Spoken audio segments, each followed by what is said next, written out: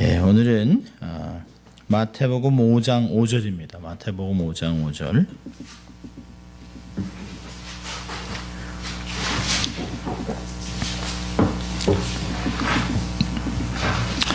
마태복음 5장 5절입니다. 짧은 구절인데 한번 같이 읽을까요? 온유한 자는 복이 있나니 저희가 땅을 기업으로 받을 것임이요. 예. 온유한 자는 복이 있다라고 하는 말씀입니다. 중국의 유명한 노자는 상창이라는 스승에게 도를 배웠습니다. 오늘날 자기의 스승 상창이 죽게 되어서 늙어서 죽게 될 것을 알고 노자는 스승을 찾아갑니다. 스승을 찾아가서 사부님께서 곧 떠나실 텐데 제게 마지막 가르침을 주십시오 라고 부탁하자 상창은 오랫동안 노자의 얼굴을 가만히 보더니 입을 열고선 이렇게 얘기했습니다. 내 이빨이 있느냐? 그냥 노자는 아니요, 없습니다. 그자 상창은 또 내 혀는 있느냐? 노자는 예, 사부님 혀는 있습니다. 그자 상창은 자, 이제 알겠느냐? 그러자 노자가 사부님 잘하겠습니다. 사부님 감사합니다. 하고 큰절하고는 물러났다고 합니다. 사실 아주 간단한 이야기입니다만은 이것을 통해서 노자는 굉장한 것을 깨달았다고 나중에 기록을 했습니다. 무엇을 깨달았을까요? 이 세상에서 이빨처럼 단단하고 강하고 날카로워서 입술과 혀를 물어서 피를 내는 것은 부러지고 깨지고 빠져서 없어진다라고 하는 게 있습니다. 정치, 권력, 무력, 돈으로 사람을 물어서 피를 내는 강하고 굵고 날카로운 것은 부스러지고 빠져나가서 다 없어지고 만다라고 하는 이야기입니다. 그러나 혀처럼 바보스럽게 어떤 때는 물리기도 하고 피가 나기도 하고 부드러운 것 같지만 오랫동안 남아 있습니다. 그러니까 혀가 빠진 사람은 없죠. 이빨이 없는 사람이 있어도 혀가 빠진 사람은 없죠. 노자는 온유하고 겸손한 사람만이 오래 남는다는 진리를 깨달은 게 있습니다. 여러분, 현대는 힘을 숭배하는 시대입니다. 강해야 산다. 약육강식. 강자를 존경합니다. 게임도 점점 이렇게 운동 경기도 점점 강렬해지잖아요. 거의 죽을 때까지. 그래서 이긴 사람이 표효하는.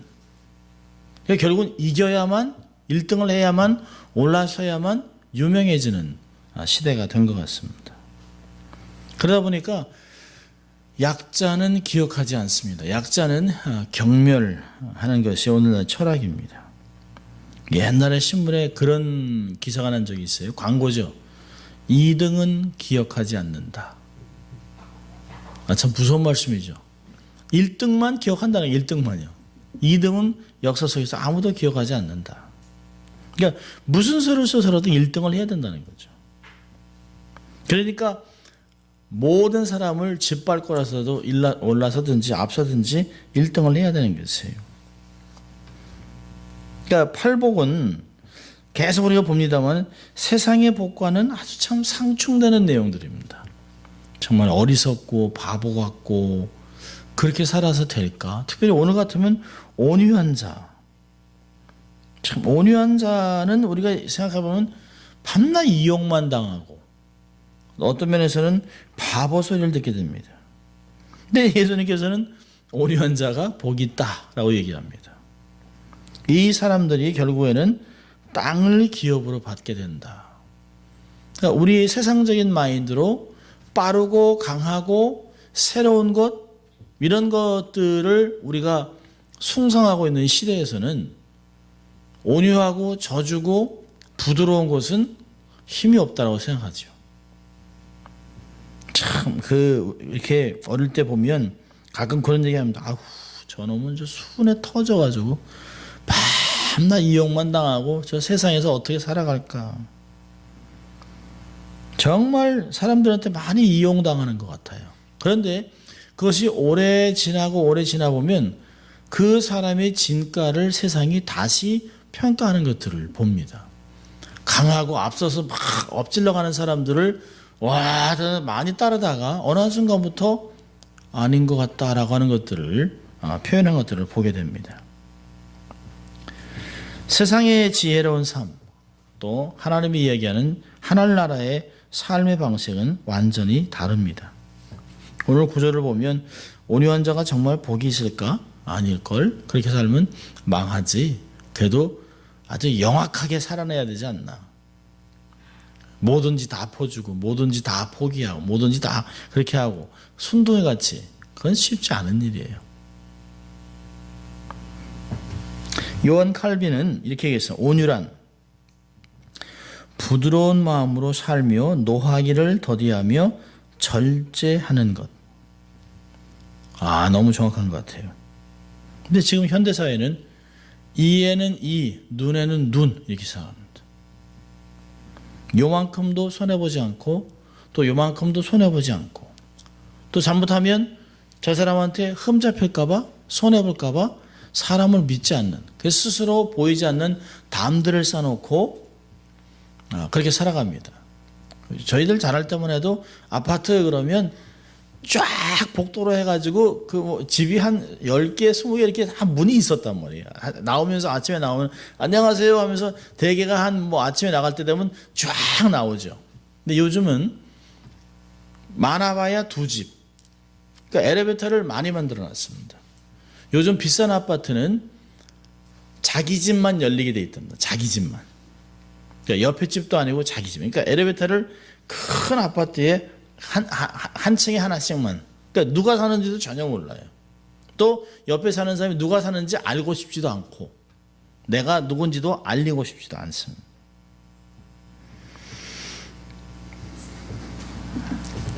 우린 가끔 온유한 사람 보면서 참 좋아합니다. 우리 얘기하잖아요. 사람이야, 좋지, 사람이야. 근데 좀 무능한 것 같아. 재주도 없어, 능력도 없어. 이 험한 세상 어떻게 살아갈까?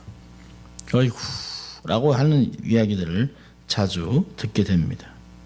인생에 마치 낙오자로 취급할 때가 있습니다. 저희가 자랄 때만 하더라도 그런 얘기 많이 하셨어요. 어른들이. 지면 안 된다. 지혜롭게 살아라. 그러니까 부모님들이나 어른들이 얘기했던 지혜로운 것은 지지 않고 살아나서 정상을 향해 올라가는 것이에요. 남들한테 손가락질 당하지 않고 적을 만들지 않고 올라가는 것이에요. 무슨 방법을 동원해서라도. 근데 그런 사람들이 이길 것 같죠? 아니요. 세상은 그렇게 녹록하지 않습니다. 예수님은 온유한 자가 땅을 기업으로 받겠다라고 얘기하고 있습니다. 그렇다면 도대체 온유라는 뜻이 무슨 뜻입니까? 온유는 연약함이 아니에요. 온유는 무능함이 아닙니다. 온유는 힘이 없다는 게 아니에요. 이 헬라어 그 프라우스라고 하는 단어는 강력한 힘은 있지만 통제되어 있다는 것이에요. 힘이 잘 조정되어서 인격에 나타나는 덕이 있다는 것이에요.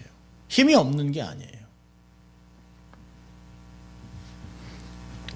이 단어는 그 예수님 당시에 온유라는 단어가 3가지 종류로 그 3가지 그 상황에서 사용됐는데요. 첫째는 환자가 아주 고열로 그 있으면서 힘들어하다가 의사가 준 약을 먹고 열이 쭉 떨어져 정상적으로 돌아왔을 때 온유해졌다라고 얘기했습니다. 둘째는 뜨거운 태양열에서 막 땀을 뻘뻘 흘리고 있다가 바람이 시원하게 슉 하고 불어왔을 때 땀을 이렇게 식혀주는 그 상황이 되면 참 온유하다라고 얘기했습니다. 셋째는 뭐냐면 사나운 야생동물을 들에서 훈련시킬 때 잘 훈련되면 온유해졌다라고 얘기했습니다. 성경에서 쓰인 것은 3번째입니다. 야생마를 말에 재갈을 넣었다라는 뜻입니다. 그래서 말이 주인에 의해서 통제되는 것이에요. 굉장한 말입니다. 근데 아무도 통제할 수 없는 그 말을 잘 훈련해서 재갈을 먹여서 딱 쥐고 있는 것. 그리고 주인의 손에 의해서 통제가 돼서 말을 척척척 듣는 것을 성경에서는 온유라고 얘기하고 있습니다. 그런 것은 절대 온유는 약한 것이 아니에요. 무능한 것이 아닙니다. 힘이 없는 것이 아니에요. 그렇다면 온유라고 하는 것은 하나님의 영광을 위해서 스스로 내면에 통제된 절제된 힘을 이야기하는 것입니다. 자, 이런 것을 성경에서는 이제 몇 가지로 이야기하는데요. 온유하다라고 하는 그 프라우스라고 하는 단어를 여러 가지로 사용하면서 이 단어를 이 픽처 랭귀지로 그림으로 이렇게 설명해 주는 구절이 있습니다. 자, 시편 37편입니다. 시편 37편이 가장 잘 소개하고 있습니다. 시편 37편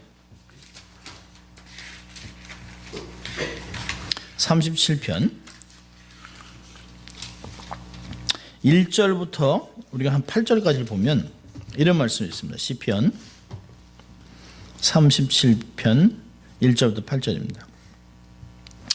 행악자를 인하여 불평하지 말며 불의를 행하는 자를 투기하지 말지어다.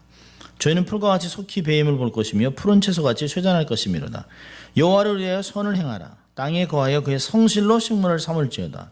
또 여호와를 기뻐하라. 저가 내 마음의 소원을 이루어 주시리라. 너의 길을 여호와께 맡기라. 저를 의지하면 저가 이루어 주시고 내 의를 빛같이 나타내시며 내 공의를 정오의 빛같이 하시리로다. 여호와 앞에 잠잠하고 참아 기다리라. 자기 길이 형통하며 악한 꾀를 이루는 자를 인하여 불평하지 말지어다. 분을 고치고 노를 버리라. 불평하여 말라. 행하게 치우칠 뿐이니라.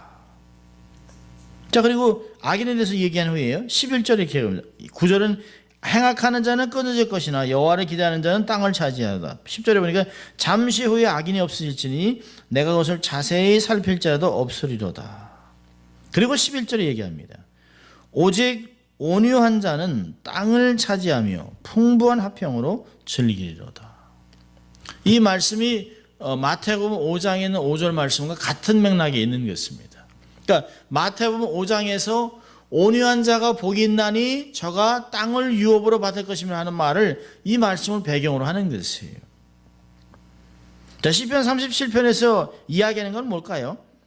하나님만을 의지하고 있는 것이에요. 하나님만 바라보고 있는 것입니다. 온유라고 하는 것은 하나님만 바라보는 것이에요. 자, 하나님을 기대하고 있다라고 하는 말이 여기서 몇 가지를 얘기하고 있는데요. 보니까 9절에 하나님을 기대하는 자, 11절에 온유한 자 같은 얘기입니다. 9절에 보니까 여호와를 기대하는 자는 땅을 차지한다. 11절에요. 온유한 자는 땅을 차지한다. 이 시편을 보면 항상 동일한 이야기를 어떤 다른 단어들을 사용합니다. 그러니까 하나님을 기대하는 것, 온유한 자는 같은 내용이에요. 자, 그렇다면 9절에 하나님을 기대하는 사람, 하나님을 바란다는 게 뭘까요? 첫 번째 보니까 31절에 악인 때문에 불평하지 않는 것이에요. 근데 우리는 사실 악인 때문에 욱할 때가 있습니다. 아니, 내가 무슨 잘못했다고, 내가 무슨 어떤 일 했다고, 왜 나를 못 잡아먹어서 난리를 피나? 이럴 때가 있습니다. 아니, 도대체 왜 그러는 거예요, 저 사람은? 해준 거 없이, 아니 아무것도 없이 왜 이렇게 할 때가 있습니다. 악인 때문에 불평하지 않는 것이에요. 또 3절에 보니까 여호와를 의뢰하는 것입니다. 신뢰하는 것이에요. 5절은 자신의 길을 하나님께 맡기는 것이에요. 7절은요, 하나님 앞에서 잠잠히 참아 기다리는 것이에요. 그렇다면 하나님을 기대한다는 거, 하나님을 바란다는 게 뭘까요? 내 방법으로 내 힘으로 일을 처리하려고 하는 것이 아니에요. 내 방식으로 문제를 해결하고 내 방식대로 내 힘으로 나를 세우려고 하는 힘이 아닙니다. 하나님의 힘으로 모든 것을 해결하려고 하는 신앙을 온유라고 얘기합니다. 사실 진정한 힘은 하나님께로부터 오죠. 사람으로부터 오는 것이 아닙니다. 단지 우리는 하나님의 전능하신 손에 붙잡혀 사용받는 도구일 뿐입니다. 하나님이 사용하지 않으면 아무 가치가 없어요. 그분이 채워주지 않으면 스스로 아무것도 채울 수 없는 그릇입니다. 하나님을 바라는 것, 그게 온유함의 의미입니다. 두 번째로는 온유라고 하는 것은 악을 선으로 이기는 자세입니다. 사실 세상은 선과 악의 대결이 처음부터 있었어요. 창세기부터 계속해서 마지막까지 계속 있을 것입니다. 예수님이 오시기 전에도 이런 일이 있었고, 예수님이 오실 수도 있었고, 예수님이 다시 오실 때까지 늘 있습니다. 그러니까 예수님도 이런 대결 구도 속에서 사역을 하셨어요. 그런데 예수님은 자기를 나는 마음이 온유하고 겸손하니라고 얘기했어요. 사단은요, 요한복음 8장 44절 보니까 사단은 원래부터 거짓의 아비예요. 악한 것을 행하는 것이에요. 그러니까 예수님과 사단의 대결 방법은 달라요. 주님은 비록 악을 정리하기 위해서 악과 대적했지만 방법면에 의해서는 항상 선했습니다. 주님은 자신을 선한 목자라고 칭하셨어요. 당신의 사역의 원칙은 굿, 늘 선한 것입니다. 악한 것이 없어요. 주님은 한 번도 그 원칙을 어긴 적이 없습니다. 그러니까 오늘날 사랑하는 우리들, 주님을 믿는 모든 사람들, 하나님의 나라를 사모하는 사람들, 이 세상에 아름다운 영향력을 끼치기 원하는 사람이 있다면 우린 절대 악의 모양도 흉내내서는 안 된다는 것이에요. 모든 방법은 선해야 된다는 거죠. 예수 그리스도를 닮아가는 사람이라면 예수님이 선한 목자이기 때문에 희생하고 삶을 살아갔던 모든 방법대로 살아가기로 결정하는 것이에요. 우리는 가끔 이에는 이, 눈에는 눈으로 갚아주고 싶어요. 그렇게 안 해도 정말 주먹으로 맞으면 콕 한 번이라도 찔러주고 싶은 마음이 있어요. 적어도 그렇게만이라도 좀. 안 그러면 계속 할 것 같아요. 안 그러면 아니 군뱅이도 밟으면 꿈틀 하는데 어째 이렇게. 그런데 주님은 그렇게 하지 말아라 얘기하는 것이에요. 왜냐하면 악을 악으로 대하면 우리가 악해져요. 우리가 더러움을 얻습니다. 우리의 심령이 상합니다. 우리 안에 거룩함을 유지할 수가 없어요. 그래서 우리의 거룩이 무너지는 것 때문에 악을 흉내도 내지 말라고 하는 것입니다. 그럼 선으로 악을 이기는 것이 바로 온유입니다. 악인에게 선을 베푸는 것. 정말 우리를 못살게 하는 원수까지도 우리가 선을 베푸는 것 힘든 것입니다. 그러니까 온유를 실천하는 것은 엄청난 희생을 감수해야 됩니다. 쉬운 것이 아닙니다. 절대로 되지 않습니다. 우리는 평상시에도 이렇게 보면 욱하는 게 있습니다. 우리가 포장하고 있으니까 그럼요, 하하하, 괜찮죠, 뭐 참습니다 하지만 이 안에서 부글부글합니다. 선으로 악을 이기는 것, 그리고 선으로 악인을 감화시키는 것, 그것이 주님이 하셨던 것이에요. 자, 세 번째로 온유라고 하는 것은 뭐냐면 성령의 통제를 받는 것입니다. 성령의 인도함을 받는 것이에요. 갈라디아서 5장 같으면 성령을 쫓아 행하는 것, 이것이 바로 성령의 통제를 받는 삶입니다. 온유라는 것은 결국에는 거칠고 정말 격한 본능대로 살지 않고 성령의 인도함을 받기로 결정하는 것이에요. 우리의 본성은 그렇게 착하지 않습니다. 그 어린아이들 보면 얼마나 해맑고 착한 것 같죠? 그 꼬맹이들, 말도 하지 못하는 것들이 남이 그 애기 옆에 있는 거 뺏어가지고 뺏어가지고 자기 입에 집어넣고 싸우고 아이고 꼬집고 찌르고 막 이럽니다. 애기가. 그게 본성이에요. 그게 본성.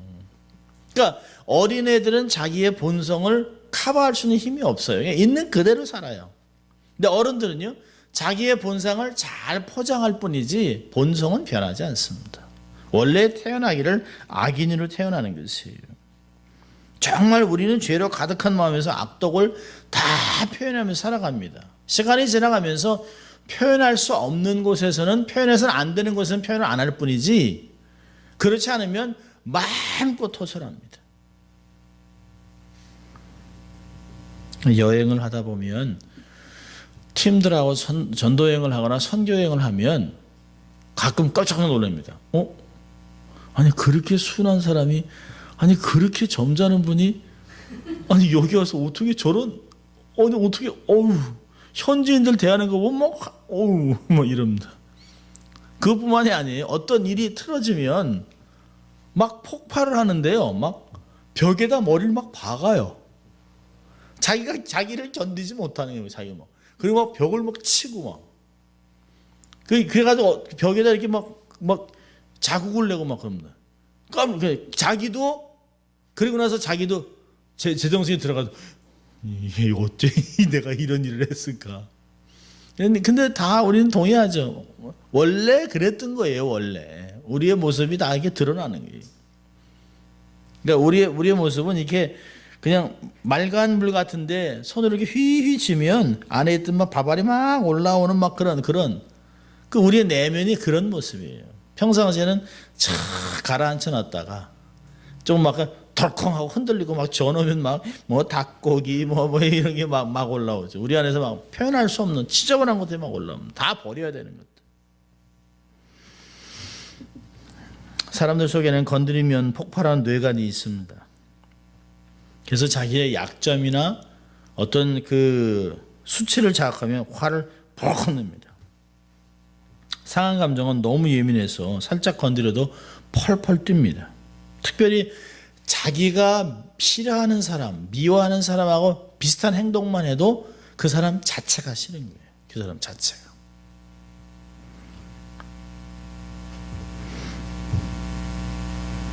쉽지 않습니다.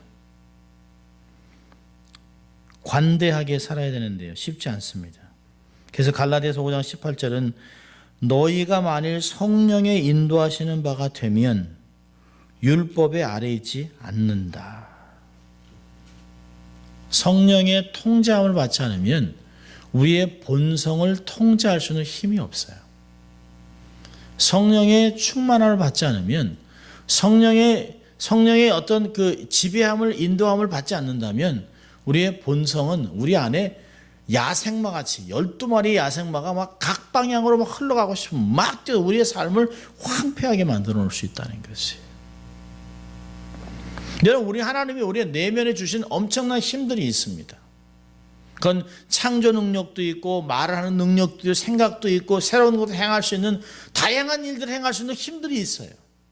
그런데 그 힘이 하나님에 의해서 성령에서 통제를 받으면 아름다운 모습으로 표출되지만 그것이 성령의 통제함을 받지 않는다면 파괴적으로 나타날 수 있다는 것이. 여러분 온유가 가장 필요한 것이 어딜까요? 가정입니다. 가정. 저도 이렇게 이야기를 하고 설교를 하면서도 아이들에게는 가끔 툭툭 던질 때가 있어요. 아이들이니까. 너무 잘 알기 때문에. 그들이 나의 그늘 안에 있기 때문에 어떤 때는 함부로 취급할 때가 있어요. 함부로 말할 때가 있습니다. 너무 가깝기 때문에. 부부간에도 마찬가지입니다. 정말 온유가 필요한 것은 가정과 가까운 공동체입니다. 친척들, 형제들, 교회 이런 것이에요. 우리가 모르는 백인들 앞에서나 모르는 경찰 앞에서나 모르는 정치인들 앞에서 우리가 분노를 포출하겠습니까? 그렇지 않아요. 우리가 할 수 있다고 생각하는 가깝다고 생각하니까 편하니까 우리가 우리의 삶을 막 표출할 때가 있습니다. 성경은 아내들에게 이런 권면을 하고 있습니다. 베드로전서 3장을 보면 너희의 단장은 머리를 꾸미고 금을 차고 아름다운 옷을 입는 외모로 하지 말고 오직 마음에 숨은 사람을 온유하고 안정된 심령으로 썩지 않을 것으로 하나 이는 하나님 앞에 값진 것이니라 얘기하고 있습니다. 유순한 대답은 분노를 쉬게 하여도 과격한 말은 노를 격동하느니라. 잠언서 15장 1절은 이야기합니다. 삶을 살아가면서 많이 경험해요. 이 말이 얼마나 맞는지. 아무리 바른 것이라 하더라도, 아무리 정확한 것이라도, 아무리 진리라고 하더라도 말을 세우면 사람들이 경노하게 되어 있다는 거죠. 성령의 통제를 받아야 합니다. 그것은 성령을 쫓아 행하는 것도 필요하지만 성령의 조명을 받아야 돼요. 성령님의 도우심으로 우리의 내면을 들여다볼 수 있어야 합니다. 저는 이제 요즘 이렇게 성경을 아이고 우리 교우들한테 많이 읽으라고 그래놓고 나는 많이 읽고 있나 생각을 하고 있습니다. 그래서 일주일에 하루를 떼서 쭉 한번 읽어봤어요. 수요일 날, 수요일하고 목요일 날 이렇게 해서 목요일 날은 하루 종일 한번 10시간 읽어봤습니다. 그러면서 아이고 그게 목사니까 그래도 하루에 10시간 읽지 이 일을 하시는 분들은 읽을 수 있겠나 하는 생각을 해봅니다. 그러면서도 열심히 읽으면서 하나 느끼는 게 있어요. 이 말씀이 이게 여기 있었네. 그렇게 몇십 년을 말씀을 가르쳤는데 여기 있었네. 어떤 분은 그런 얘기 하시더라고요. 말씀이 자꾸 이사 간다고. 이 말씀이 왜 여기 있지? 그리고 또 하나 느끼는 것은 말씀을 읽는데 마치 거울을 들여다보는 것 같아요. 내면이 자꾸 비치는, 이렇게 읽는데 자꾸 내면이 비쳐요. 내면에 있던 안 좋은 것들, 막 이런 것들을 불안하고 성질 급하고 막 툭툭 던지고 뭐 이런 것들이 성경에서 얘기하는데 얘기는 하지 않지만 보면서 난데 이런 것들을 발견하게 됩니다. 그러니까 평상시에는 유기한으로 보니까 얼굴에 때가 있나 뭐가 있나 면도해야지 뭐 이렇게 옷은 넥타이는 이런 것은 그냥 겉만 보는 거죠. 근데 성경을 거울이라고 얘기하잖아요. 성경을 읽다 보니까 하나님 말씀이 내 내면을 이렇게 비춰줍니다.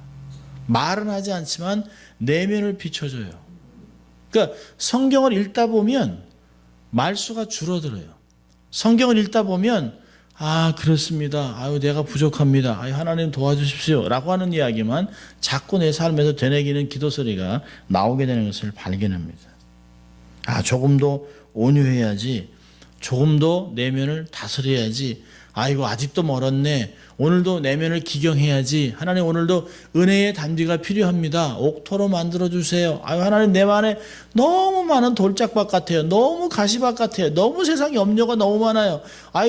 은혜 받기도 전에 내 안에 있는 말씀 다 마귀가 집어가겠네요. 라고 하는 생각들을 하게 됩니다.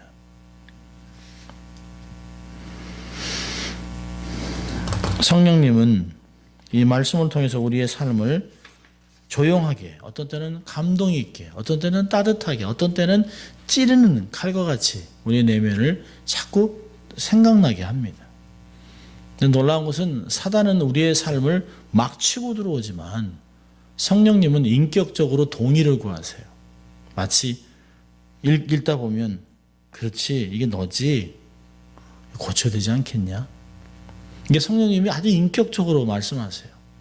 제가 아니요 라고 이렇게 꾹 하고 넘어가면 그냥 두세요. 나중에 또 읽으면 또 얘기하세요. 또.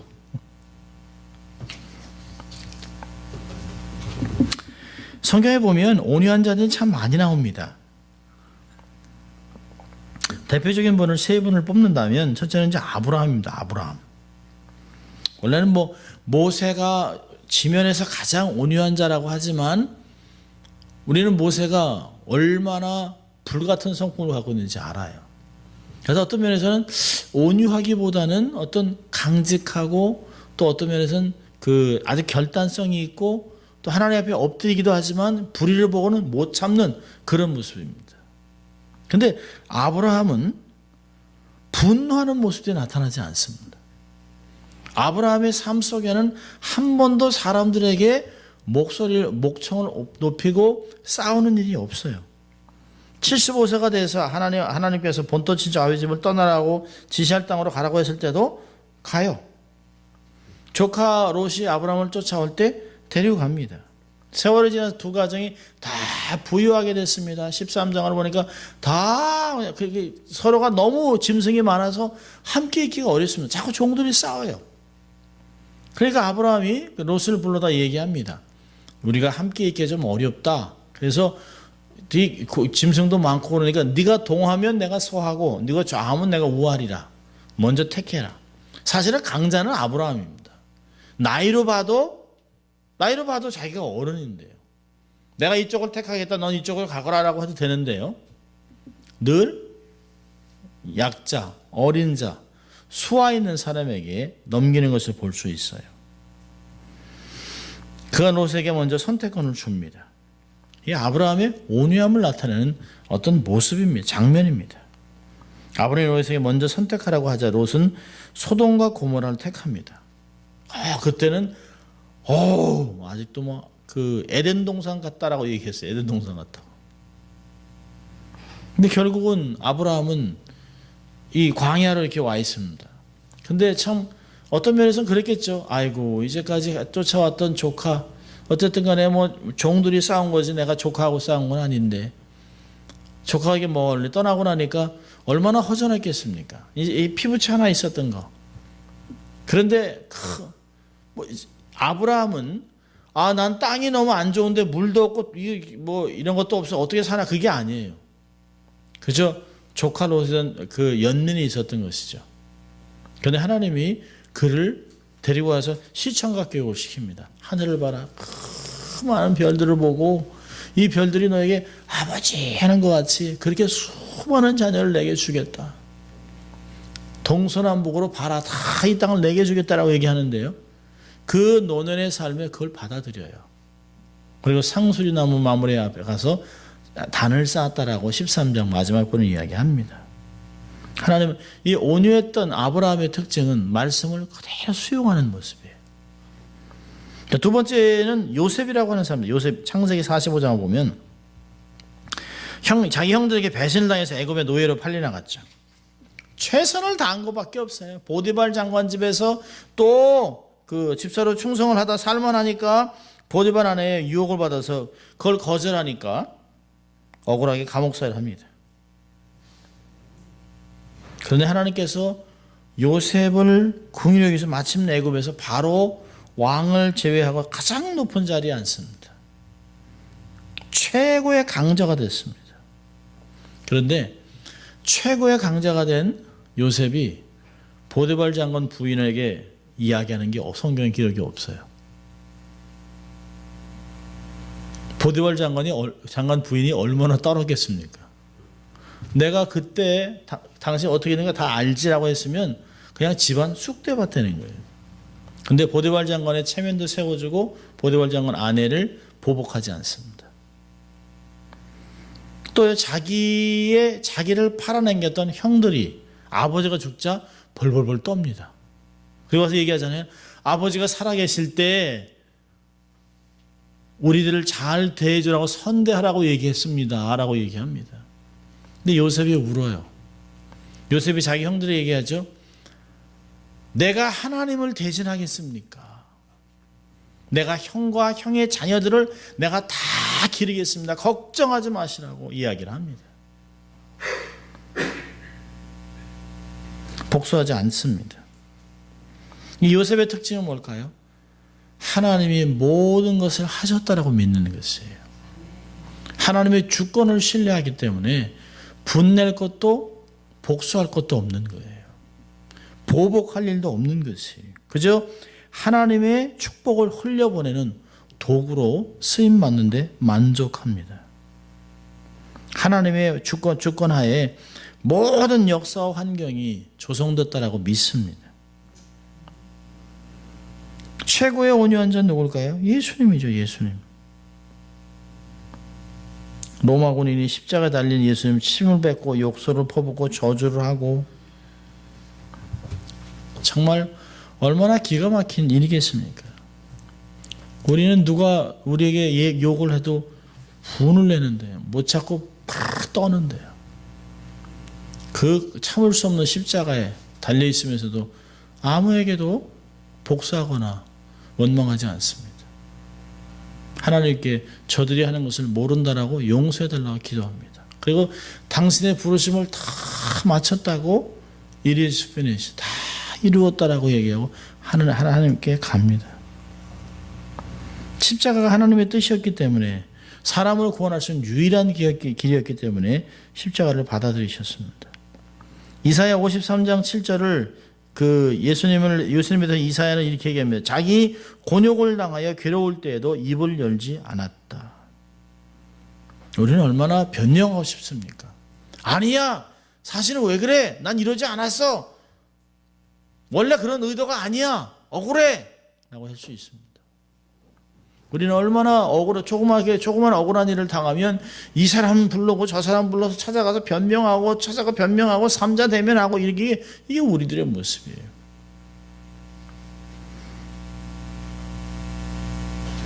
베드로전서 2장 23절은 주님을 가까이 봤던 베드로가 이렇게 얘기합니다. 욕을 받되 대신 욕하지 아니하고 위협을 받되 위협하지 않고 오직 공의로 모든 것을 판단하신 하나님께 부탁하셨다. 맡겼다는 거죠. 저는 본문을 다시 보면 이렇게 온유한 자가 받는 복이 뭘까요? 땅을 기업으로 받는 것이에요. 땅을 기업으로 받는다는 게 뭘까요? 첫째는 영원한 지배권을 의미하는 것입니다. 예수님의 온유하심은 천하가 다 알죠. 그렇지만 예수님은 33년 동안 생애를 사시는 동안 아무 부동산도 없었어요.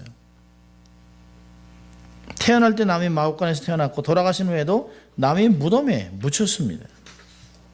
예수님은 철저히 쇠빵살이 인생을 사셨어요. 그러나 지금 예수님은 온 우주의 주인입니다. 온 우주의 주인이시고 온 땅의 주인입니다.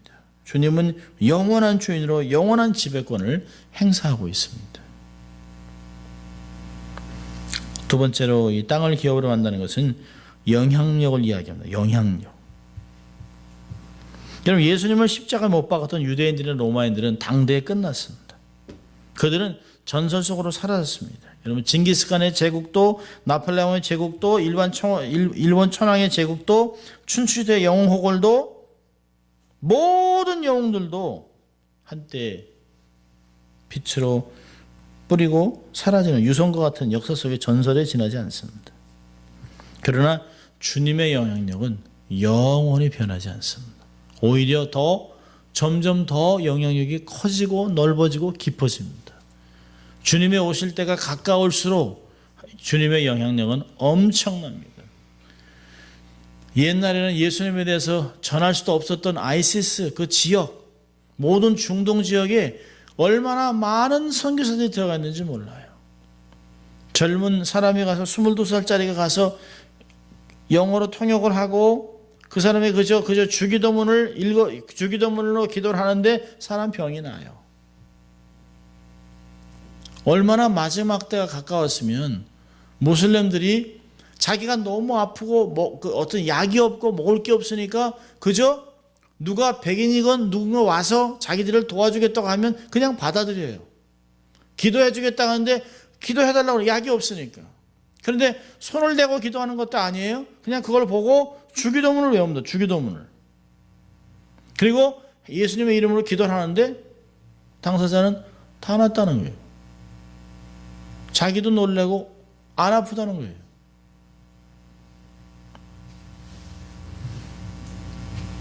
그게 영향력 아니겠습니까?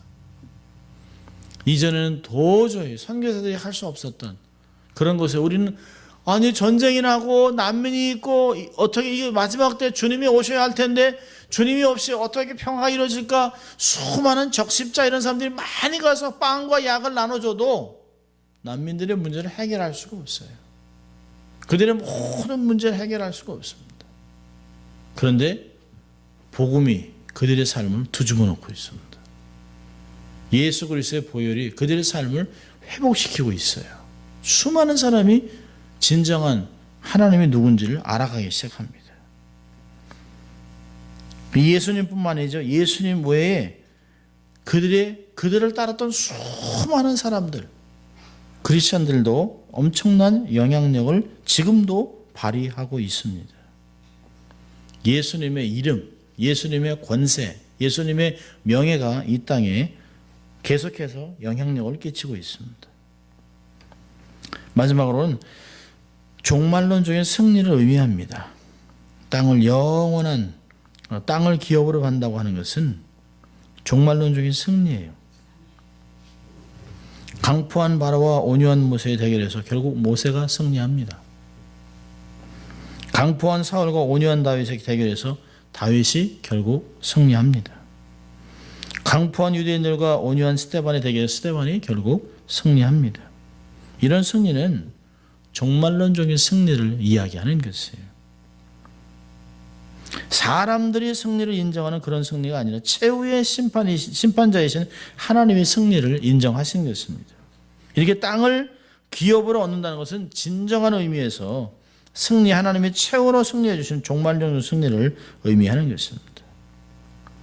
온유는 모든 상황 속에서 하나님을 기대하고 선을 악으로 이기는 것, 성령의 통제를 받는 것입니다. 쉬운 일은 아닙니다. 어쩌면 더 세상에서 무뎌지게 살아가는 것 같지만 내면에는 더 성령에 예민하고 말씀의 깊이를 소유하고 하나님을 따라가는 더 강력한 열정을 가지고 열심을 가지고 결단을 가지고 삶을 살아가야 합니다. 그래야 우리의 삶을 통해서 하나님의 뜻이 이루어지고 내 뜻이 아닌, 내 계획이 아닌, 내 야망이 아닌 하나님의 뜻, 하나님이 부르신 소명을 감당하는 하나님의 사람들이 될 수 있습니다. 그럴 때만 악한 삶에서 돌이킬 수 있습니다. 이런 삶을 살아가는 사람들에게 하나님은 영원한 상과 면류관을 주시겠다고 약속하셨습니다. 저는 성경 구절 한 구절을 보고 적용하고 마치려고 합니다. 마태복음 11장 28절부터 30절입니다.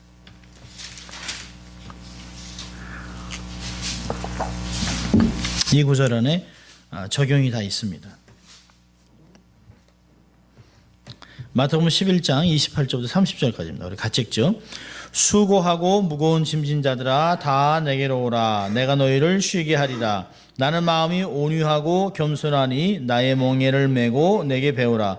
그리하면 너희 마음이 쉼을 얻으리니 이는 내 멍에는 쉽고 내 짐은 가벼움이라 하시니라. 예, 우리가 정말 온유한 자가 되기 위해서 다른 방법이 없어요. 첫째로는 주님의 부르심에 초청에 응하는 것이에요. 매 순간마다 주님께 나가는 것이에요. 우리가 이미 무거운 짐이 있습니다. 폭발할 것 같은 짐이 있어요. 다 내려놓고 싶은 짐이 있습니다. 막 정말 던져버리고 싶은 그런 짐들이 있어요. 그럴 때 우리가 해결하는 게 아니라 그 짐진 상태로 주님께 나가는 것이에요. 모든 답은 주님이 갖고 계세요. 사람이나 환경이나 조직에 분노하고 좌절하면 안 돼요. 그러지 말고 그것을 놓고 주님께 가는 것이에요. 주님, 짐이 너무 무겁습니다. 주님, 너무 억울합니다. 주님, 너무 힘듭니다. 주님, 어찌할 바를 모릅니다. 주님, 사면초가 같아요. 주님, 어떻게 해야 될까요? 라고 주님께 나가는 거예요. 왜? 주님이 오라고 그랬습니다. 주님이 오라고 그랬습니다. 두 번째는요, 주의 멍에를 메고 배우는 것이에요. 주님께 갔다면 멍에를 메고 배우는 것이에요. 멍에를 맨다는 건 뭘까요? 내 방법을 내려놓는 것이죠. 거의 같은 것이에요. 내 방법, 내 어젠다, 내 경험들을 다 내려놓는 것입니다. 열린 마음으로 배우는 것이에요. 주님 가르쳐 주십시오. 주님 가는 대로 가겠습니다. 내가 목을 걸고 주님이 가는 대로 가겠습니다. 끄는 대로 가겠습니다.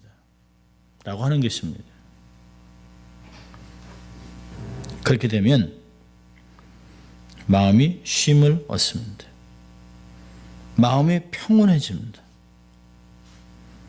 요동하지 않습니다. 쉽게 반응하지 않습니다.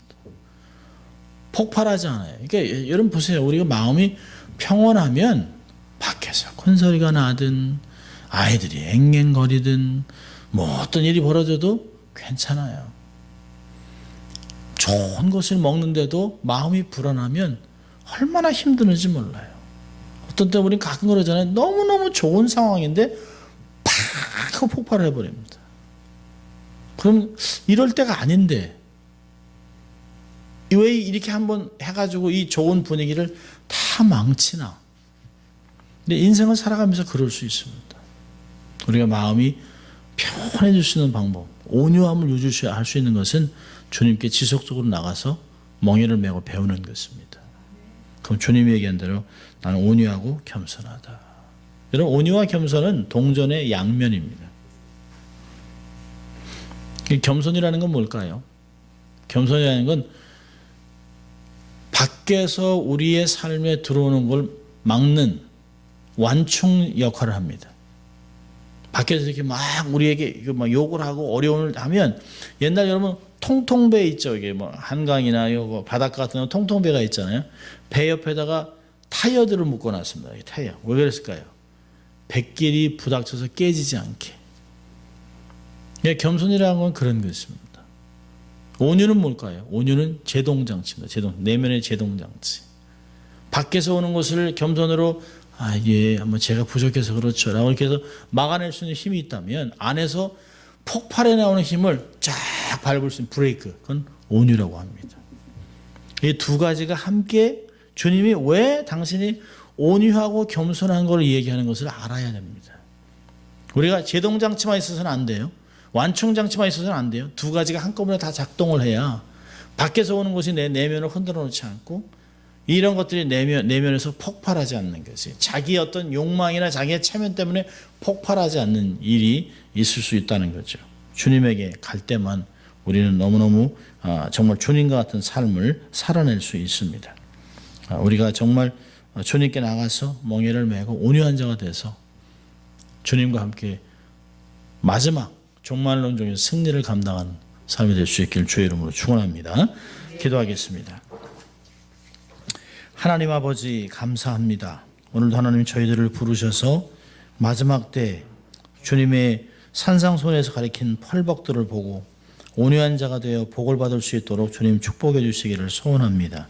우리는 너무 온유하지 못하고 힘들고 어려울 때마다 폭발하고 반응하고 세상 방식으로 살아갔던 모습들을 우리가 다시 보고 하나님께 용서를 구하고 하나님께 나갑니다. 주님, 우리에게 하나님 다시 한번 주님과 같은 온유와 겸손을 가지고 삶을 살아갈 수 있도록 도와주시고, 그래서 하나님 땅을 유업으로 받는 저희들의 삶이 될 수 있도록 주님 축복하여 주시옵소서. 감사하고 예수님 이름으로 기도합니다. 아멘.